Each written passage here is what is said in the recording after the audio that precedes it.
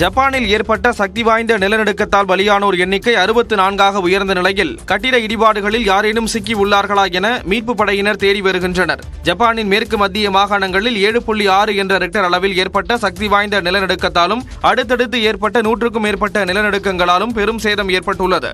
கட்டடங்கள் இடிந்து விழுந்து சாலைகள் பெயர்ந்துள்ள நிலையில் மீட்பு பணிகள் முழுவீச்சில் நடைபெற்று வருகின்றன.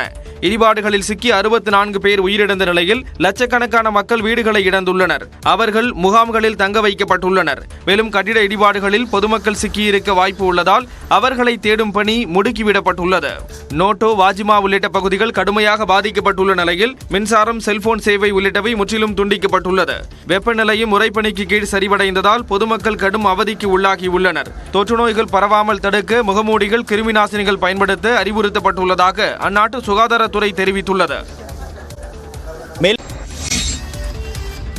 பிரபல ஐடி நிறுவனங்களை ஆட்குறைப்பில் ஈடுபடும் நிலையில் சென்னையைச் சேர்ந்த தனியார் நிறுவனம் தனது ஊழியர்கள் 50 பேருக்கு காரை பரிசளித்து அசத்தியுள்ளது. சென்னை மணப்பாக்கத்தில் உள்ள நட்சத்திர விடுதியில் ஐடியாஸ் டு ஐடி என்ற தனியார் நிறுவனத்தின் ஆண்டு விழா நடைபெற்றது. இதில் 5 ஆண்டுகளுக்கு மேல் அந்நிறுவனத்தில் பணியாற்றிய 50 ஊழியர்களுக்கு அதன் தலைவர் முரளி விவேகானந்தன் காரை பரிசாக வழங்கி கௌரவித்தார். வயது அடிப்படையில் ஊழியர்களின் விருப்பத்திற்கு ஏற்ப கார்கள் வழங்கப்பட்டுள்ளன.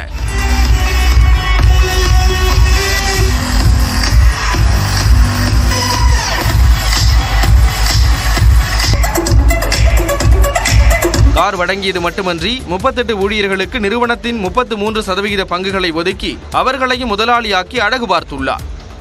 இவங்க எம்ப்ளாயிஸ் ரொம்ப நாளா இது அவங்க கம்பெனி மாதிரி நினைச்சு உயிரை கொடுத்த வேலை செய்யறதுனால இந்த கம்பெனில அவங்கள ஒரு 1/3 அவங்களுக்கு கொடுத்துட போறோம் நாங்க கம்பெனியை. இனிமேல் இந்த கம்பெனிக்கு 3 ஓனர், நான் ஒரு ஓனர், என் ஒய்ஃப் ஒரு ஓனர், எம்ப்ளாயிஸ் ஒரு ஓனர். அதனால ஒரு 33% கம்பெனி இன்னிலிருந்து எம்ப்ளாயிஸுக்கு போகும். இது ஒரு பார்ட்னர்ஷிப்னா வெறும் ஷேர்ஸ் மட்டும் கிடையாது.